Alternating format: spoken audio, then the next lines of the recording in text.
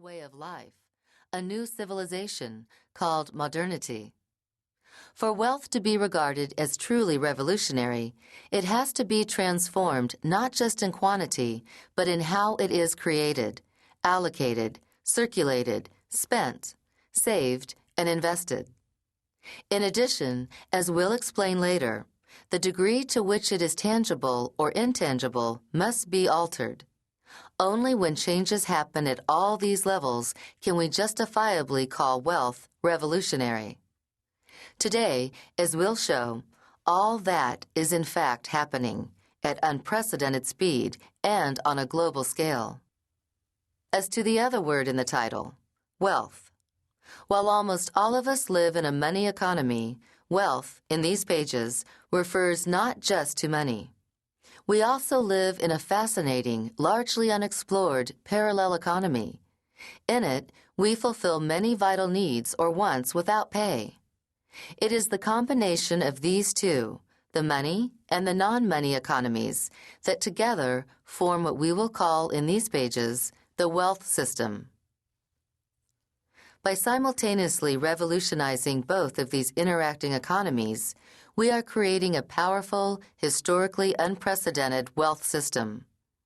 To grasp the significance of this, we need to recognize that no wealth system exists in isolation. A wealth system is only one component, although a very powerful one, of a still larger macro system whose other components, social, cultural, religious, political, are in constant feedback with it and with one another. Together, they form a civilization or way of life roughly compatible with the wealth system.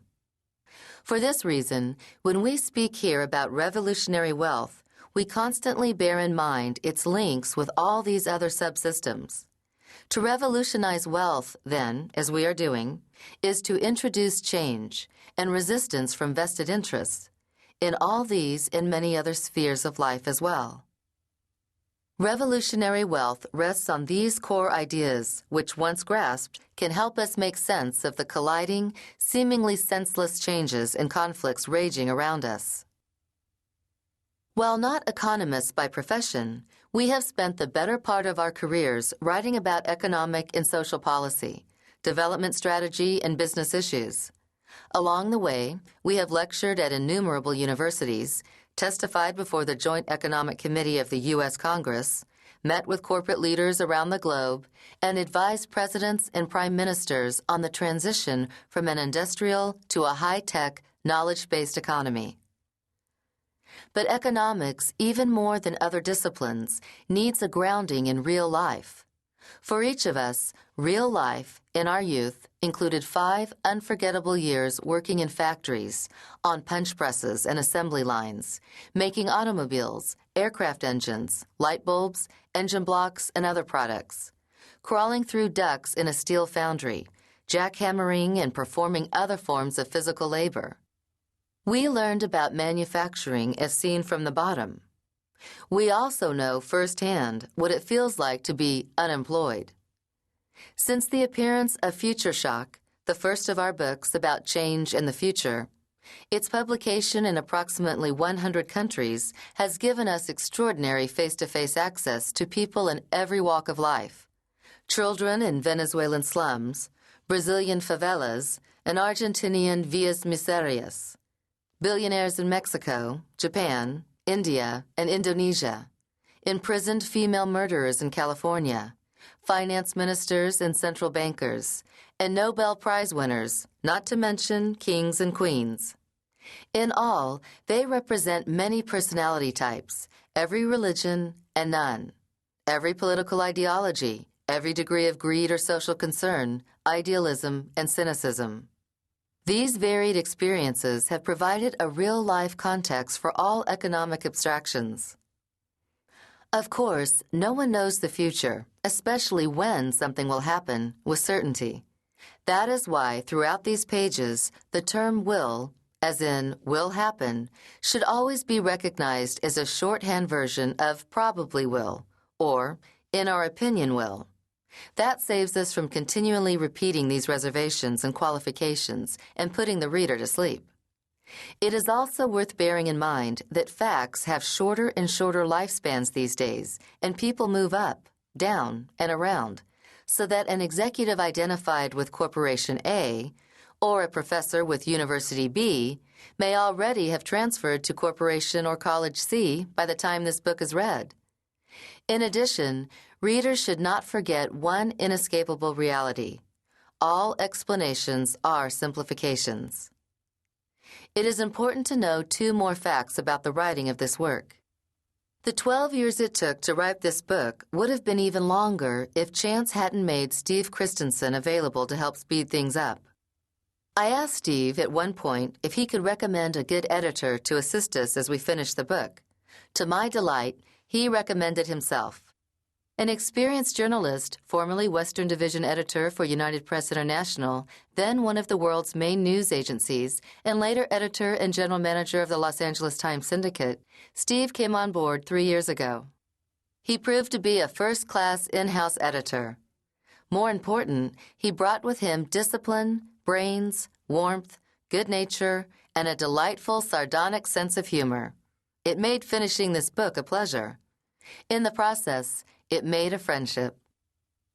Finally, because of the lingering, ultimately fatal illness of Karen, our only child, which commanded our attention and slowed the writing of this book, Heidi spent countless round-the-clock years at Karen's bedside, fighting the disease, hospital bureaucracies, and medical ignorance. Her day-to-day contributions to this work were necessarily sporadic. Even so, many of the assumptions, ideas, and models behind revolutionary wealth are the result of our shared travels, joint interviews, and a lifetime of discussion and stimulating argument. There were times when Heidi, for a variety of reasons, did not want her byline on the cover of a book, relenting only in 1993 with the publication of War and Anti-War, and again in 1995 with the appearance of Creating a New Civilization. But readers should consider all the Toffler books joint products of our loving life together. Alvin Toffler. Part 1. Revolution. Chapter 1. Spearheading Wealth. This book is about the future of wealth, visible and invisible.